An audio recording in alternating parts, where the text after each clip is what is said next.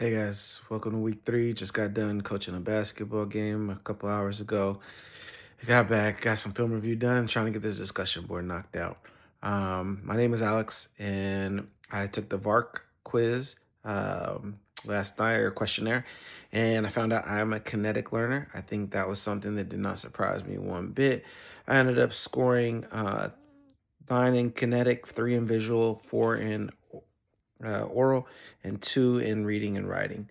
This result didn't surprise me again. I've always been able, when more hands-on, more physical, the more I can touch something, feel something, the better I am at learning it. Checking out my VARC results, definitely have been influenced by the fact that I'm a kinetic learner.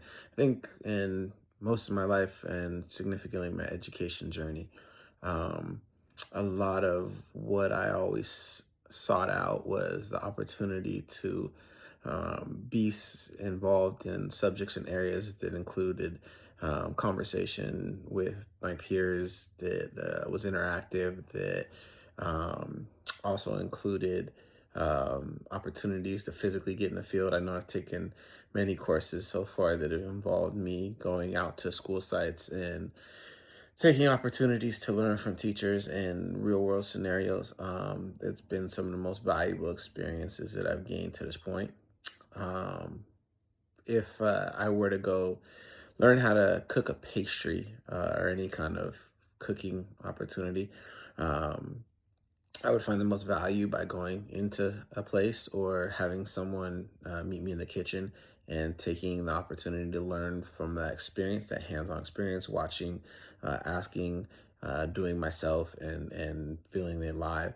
If I were to try to create a better budget, I would want to go somewhere where I could see the budget, where I could interact with the person who's helping me.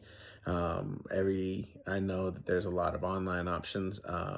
Almost every financial decision that I make, I still make an appointment, head to the bank, and I still like to talk to the people in person, see the numbers as physically as possible, and I work that way.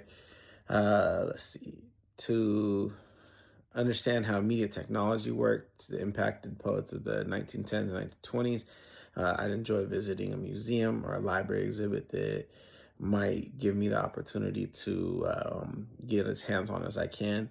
Um, Touch maybe some artifacts and maybe some visual guides to what it was like for poets of that day.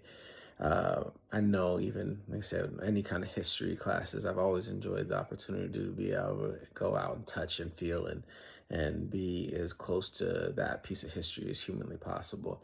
One of my favorite subjects growing up was the Holocaust, and there's a museum here in Los Angeles called the Museum of Tolerance. It really gives you an up close, personal view of how things happened and discusses some of the mental aspects of the Holocaust, which was extremely interesting and really is what set in motion my learning for that.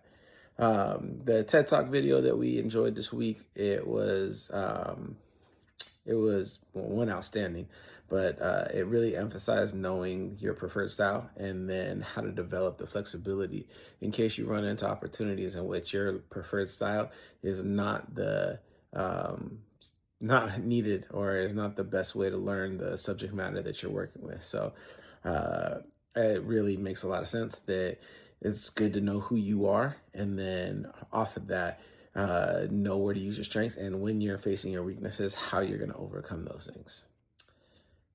Zane definitely has some learning obstacles, and sounds like the number one is that Zane's learning style is not necessarily one that coincides with the online structure and online schooling. And more than anything else, it looks like and I've experienced this myself, a lot of professors have different preferences on how they're going to share their information with us. So you have to create an amount of flexibility. Some classes are simply going to be easier because they match your own learning style. Other classes may be more difficult, just purely because they don't align with exactly the way that you learn.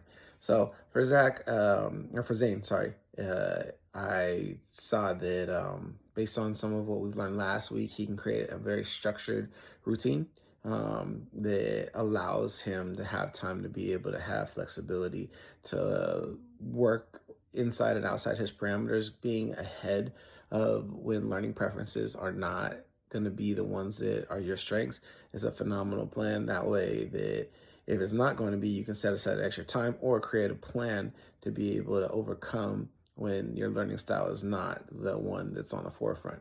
Engagement also is a huge one.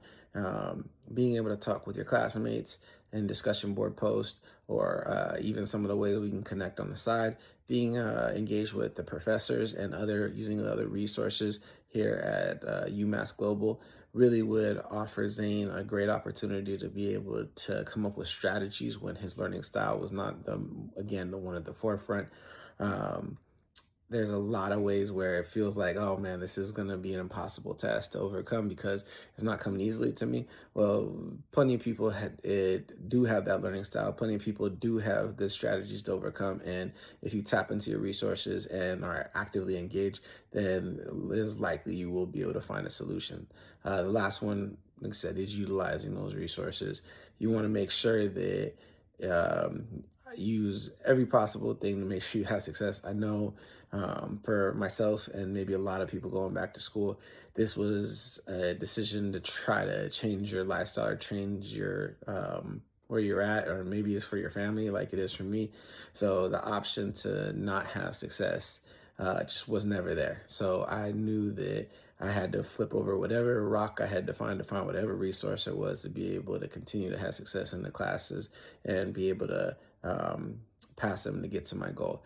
Learning has been a great sidebar to that, but ultimately, for I know a lot of us going back to school, the ultimate goal is to make sure that we have the degree to be able to change careers or upgrade careers or whatever the case may be.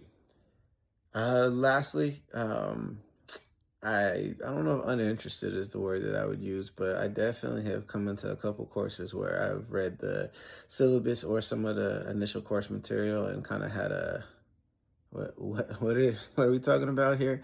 There's been a lot of classes that I've taken that have been extreme challenges, and because of that, it's made it so I've had a difficulty grasping the concept. I could read the page 10 times and still not quite understand. So it has been useful to learn different strategies in that situation.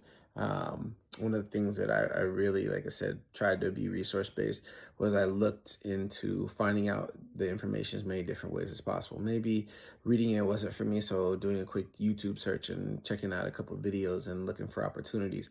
Um, Doing a quick Google search and seeing what pops up and seeing if there's any summaries that can kind of start guiding me, or maybe some literature that explains it in a different kind of way. So it's been there's always a bunch of challenges that have come up, but thanks to the many resources that are out there, including many that you must have themselves. I know the Writing Center is a great resource. Now they have a couple other um, phenomenal resources that are there for us to help. So I know that there's a lot out there, and I've been fortunate to be able to find enough stuff to keep me going and keep me afloat during my educational journey. Um, there's a lot of other tools, like I said, slowly breaking it down into individual parts and trying to understand one piece at a time and then piecing those parts together like a piece of a puzzle to help understand.